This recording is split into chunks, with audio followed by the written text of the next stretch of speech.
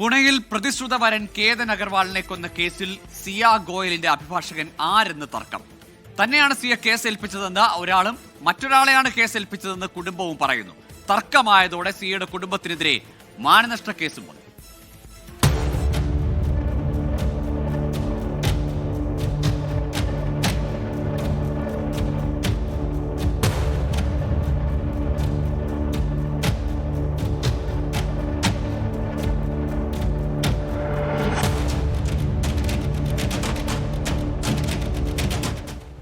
സിയ തന്നെയാണ് കേസ് ഏൽപ്പിച്ചതെന്ന് അഭിഭാഷകൻ അശുതോഷ് ശ്രീവാസ്തവ അവകാശപ്പെടുന്നു. സിയ ഒപ്പിട്ട രേഖയാണ് തെളിവ്.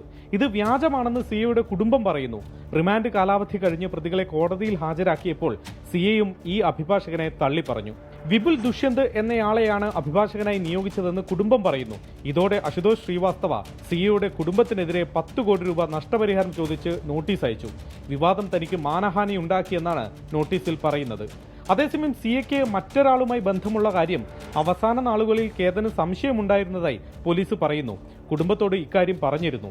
ചെറിയ കാര്യങ്ങൾക്ക് വഴക്കിടുന്നതും ഏറെ സമയം ഫോൺ തിരക്കിലാവുന്നതുമാണ് കേതന് സംശയമായി തോന്നിയത്. വിദേശയാത്ര മുടക്കാൻ തന്റെ പാസ്പോർട്ട് സിയ തന്നെ ഇല്ലാതാക്കിയതാണെന്ന സംശയവും ഉണ്ടായിരുന്നതായി കുടുംബം പോലീസിന് മൊഴി നൽകിയിട്ടുണ്ട്. പാസ്പോർട്ട് കീറിയ ശേഷം കത്തിച്ചു കളയുകയായിരുന്നു. 24 മുംബൈ.